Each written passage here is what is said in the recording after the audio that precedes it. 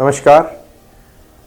प्रारंभ करो जारी रखो, इसी विचारधारा से साई वाणी को प्रारंभ हुआ और लगातार पूरे विश्व से लोग जुड़ते गए। साई बाबा ने जो मुझे आशीर्वाद दिया वो सब आशीर्वाद आप सबके जीवन में क्रांति लाने के लिए और साई ध्यान और साई क्रिया को जीवन का हिस्सा बनाने के लिए मैंने प्रारंभ किया। साई क्रिया के बारे में मैं कुछ कहूँगा तो उससे पहले मैं एक ही बात कहना चाहता हूँ कि जन्म से लेकर मृत्यु तक मैंने बहुत बार ये बात कही और आज मैं फिर से कहूँगा कि सिर्फ सांस ही अपने साथ होती है और सांस जब अपने साथ होती है तो उस सांस का हम ख्याल बहुत कम रखते हैं। जब हम गहरी सांस लेते हैं तो हमारी मन की अवस्था कौन सी होती है, जब हल्की सांस लेते हैं तो कौन सी होती है, बहुत ज़ोर से अगर फास्ट लेवल पे अगर देखे ले जाए तो वो सांस की कैसी होती है, और जब दीर्घ श्वास लिया जाता है तो किस तरह से होती है। और सांस का जो संबंध है जो अपने मस्तिष्क से है, मन से है, विचार से है, स्थिरता से है, और उसी का संबंध अपने शारीरिक और भौतिक स्तर के साथ साथ अपने जीवन में उत्क्रांति लाने के लिए है। बहुत पहले मैंने एक बात आपसे कही थी, हर कोई कहता है ध्यान करो, ध्यान से मार्ग निकलेगा। हर कोई कहता है शांत रहो, क्रोधात भवति सम्मोह, सम्मोहात स्मृति विभ्रम, स्मृति भंशात बुद्धिनाशो, बुद्धिनाशात प्रणश्यति। बहुत बार ऐसी चीज़ें होती है हमारे जीवन में कि हमें बहुत आसान लगती है, लेकिन वो ऐसे आसान होती नहीं। जिंदगी देखा जाए तो बहुत आसान है जीने का तरीका, लेकिन वो संभलने का, सीखने की कला आनी चाहिए। मैंने देखा 1 लाख रुपए पगार होने के बावजूद, सैलरी होने के बावजूद भी ठीक से घर नहीं चला पाते, और 15-20 हज़ार में भी घर अच्छी तरह से चलता है। वो गृहिणी हो, घर का जो पुरुष हो, जो बच्चे हैं, जिनके संस्कार है, जिनकी अच्छी तालीम अगर दी जाए होगी तो उनका जीवन कोई भी खराब नहीं कर सकता, इसमें कोई दोहरा नहीं। इस सब का संबंध सिर्फ और सिर्फ सांस से है, क्रिया से है, और उसको साई क्रिया का नाम हमने दिया। जो मुझे बाबा ने आशीर्वाद में जो सांस का जो एक श्रृंखला, एक स्ट्रैटेजी, एक प्रकार की जो विचारधारा, उसके साथ साथ किया हुआ सीक्वेंस अगर मैं आज सिखाऊंगा तो आप उसको थोड़ा गौर से अपने जीवन में, और मैं 2 ही चीजें आज आपसे मांग रहा हूं। पहला चीज मैं बोल रहा हूं, आप साई क्रिया हर दिन लगातार करो और साई ध्यान के प्रति सजग हो जाओ। देखो, मैं बहुत विश्वास के साथ आपको कहता हूं, जिस दिन आप प्राणायाम की शक्ति को आत्मसात करोगे और मूलाधार चक्र से लेकर सहस्राधार चक्र तक आप पहुंच पाओगे तो याद रखना आपके जीवन में एक बदलाव आएगा, एक क्रांति आएगी। ओजस्वी तेजस्वी भारत आप बनाओगे, और इसी कार्य को लेके आप अपने जीवन में क्रांति के साथ बदलाव करोगे, उसमें कोई शक नहीं, कोई दोहरा नहीं। प्राणायाम की जो भी अवस्थाएं है उसमें कपालभाति है, अनुलोम विलोम है, नाड़ी शोधन है, भ्रामरी है, उज्जयी प्राणायाम है, कुंभक है। ये सब श्रृंखलाएं मैंने साई क्रिया में रखी है। आप मेरे साथ अभी साई क्रिया करने के लिए बैठ जाए। मैं आज सबको, ये सुबह का समय है और आप सब सुबह सुबह ही साई वाणी देखते हैं, मुझे पता है, मुझे विश्वास है। इस समर्पक भाव से ये क्रिया करने के लिए आपको सबसे पहले शांति से बैठना होगा और 3 बार सांस गहरी लेनी पड़ेगी।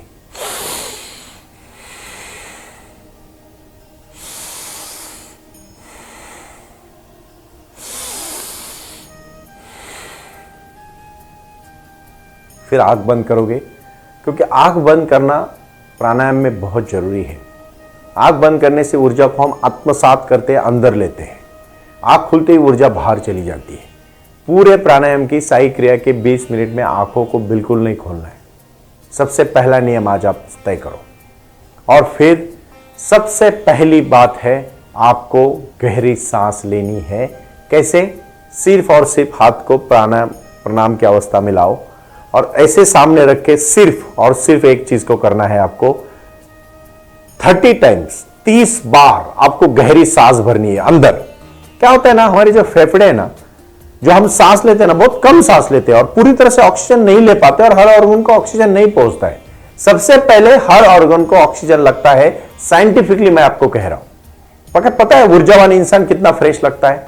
क्योंकि उसकी सांस के ऊपर सबसे ज्यादा कोरोना में कौन से लोगों की मौत हुई पता है? जिनको सांस की बीमारी थी, जिनको दमा था, जिनको अस्थमा था। ये लोगों को है ना जल्दी वो बीमारी ने छू लिया, और कुछ लोगों की जिनकी ह्यूमिनिटी पावर अच्छी है उनको ये बीमारी जल्दी नहीं होती। आज कोरोना की बात मैं कर रहा हूं, कल और कोई बीमारी आएगी, बीमारियां तो जरूर आएंगी।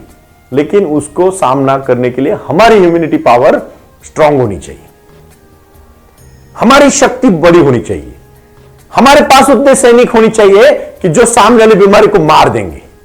और वो सैनिक तभी पैदा होते हैं जब हम उसको ऊर्जा मिलती है, ऑक्सीजन मिलता है। आपको शायद मैं आज एक बहुत रहस्य बताऊंगा जीवन का। एक बार खाने में जितनी ऊर्जा मिलती है उतनी एक बार प्राणायाम करने में मिलती है। मतलब बिना खाने के बावजूद भी अगर एक बार प्राणायाम करो तो समझ लो एक टाइम का भोजन हो गया आपका। सच है, साइंटिफिकली अमेरिका में यह प्रूव हुआ है।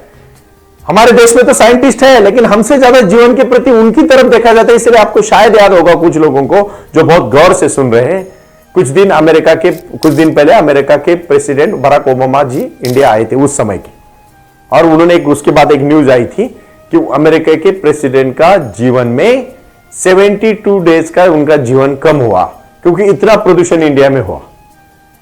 देखो मतलब उनके प्रेसिडेंट की कैसी लाइफस्टाइल है और वो कैसे सांस लेते हैं, इसके ऊपर उनके जीवन का हर कोई पॉइंट काउंट किया जाता है। बट हमारे लोग हैं, इतना बड़ा भारत देश है, 150 करोड़ की जनता है हमारी, कोई किसी के बारे में ज्यादा सोचता ही नहीं। मैं चाहूंगा इसके आगे सोचो और देखो, कुछ खर्चा करने की बहुत जरूरत नहीं, सिर्फ कुछ घर सांस का है। अपनी गहरी सांस ले लो और सांस छोड़ो, श्वासोच्छ्वास, सांस, इनहेल एक्सहेल, ब्रीदिंग, ये सबसे बड़ी एनर्जी है और वो फ्री में है ना, मुफ्त में है ना। सुबह जल्दी उठो, ब्रह्म मुहूर्त में चलो, 1 घंटे की दौड़ लगाओ, देखो कितनी फ्री ऑक्सीजन मिलेगा और पूरी तरह से शक्ति बलवान होगी, क्योंकि सर सलामत तो पगड़ी 50। ये बहुत बड़ी शक्ति मैं कह रहा हूं आज। और जब आप 20-30 बार गहरी सांस लेने के बाद सिर्फ और सिर्फ आपको एक दूसरा सबसे महत्वपूर्ण चीज करना है, पता है वो कौन सा है? वो है हाथ को सीधा करना है, ऐसे सामने एकदम सीधा। और फिर 30 बार आपको गहरी सांस लेना है और छोड़ना है। और तीसरी बार सिर्फ साइड में हाथ करके 30 90 मिनट। सबसे पहले नमस्कार, दूसरी बात सीधा, तीसरी बात ये। आज क्यों सिखा रहा हूं मैं आपको? ये करना है अभी, 1 साल का प्रयास करने के बाद ये सीखो, फिर जिंदगी बदलेगी। कहानियों से और सिर्फ भाषण से नहीं बदलेगी, वो तो सिर्फ आपको एक खट्टा लाने के लिए, एक विचार देने के लिए मैंने किया। मेरा मुख्य उद्देश्य है साई क्रिया और साई ध्यान। और उसके बाद पता है आपको सबसे बड़ी बात क्या करनी है? सबसे बड़ी बात करनी है, 3 बार आपको सिर्फ और सिर्फ ओंकार का बड़ा उच्चार करना है। ओम शब्द में बहुत बड़ी ताकत है। कोई भी मजहब का हो, कोई भी जात का हो, कोई भी पात का हो, कोई भी इंसान हो, सिर्फ और सिर्फ एक बात याद रखना, ओंकार का 3 बार बड़े लेवल पे उच्चार करना और फिर शांति से पद्मासन में बैठ के हाथों को अपने नाभि के पास रख के सिर्फ सीधा बैठे, आंख बंद करे, रीढ़ की हड्डी एकदम सीधी होनी चाहिए और सिर्फ 30 टाइम्स आपको डीप ब्रीदिंग, देन 50 बार आपको डीप ब्रीदिंग और देन 50 बार आपको डीप ब्रीदिंग।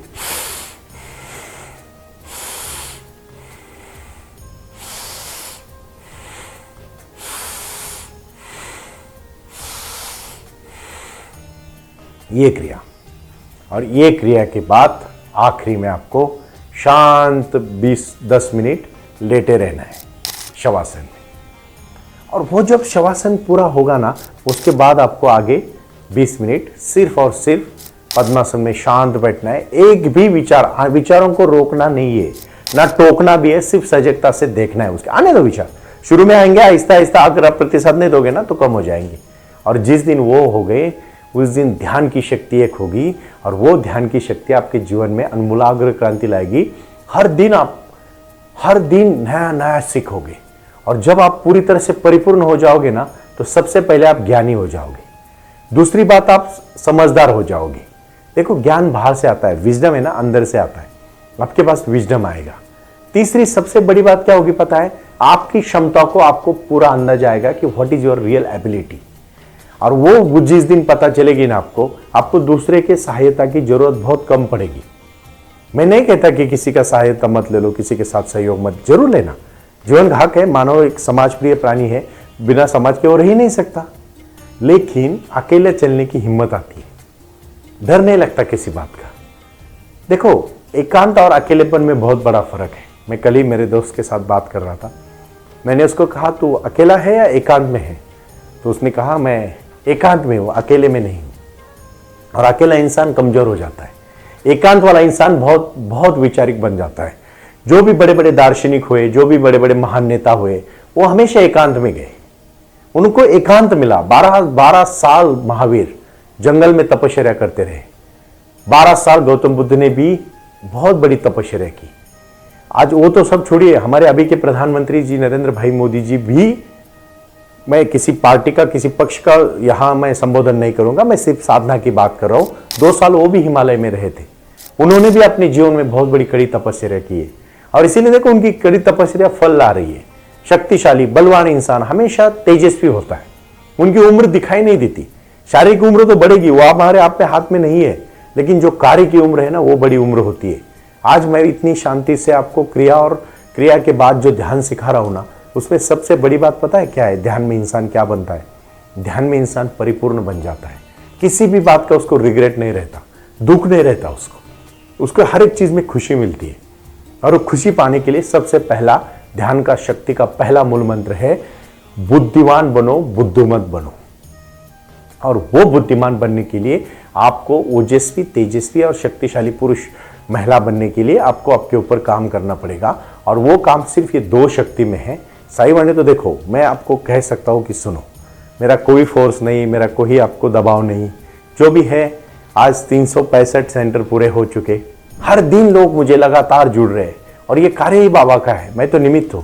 बाबा ने मेरे हाथ से ये कार्य करवाने का तय किया तो कार्य तो होगा, क्योंकि रोटी, कपड़ा, मकान, शिक्षा, आरोग्य, इसके साथ साथ जीवन में बदलाव लाना, उद्योजक बनाना, लोगों को पैर में खड़ा करना और उनके हाथ से एक अच्छा कार्य बनाना, यही तो मेरे जीवन का लक्ष्य है। और इसीलिए साईं वाणी शुरू ही, प्रारंभ करो, जारी रखो, इसी विचारधारा से हम निकल पड़े।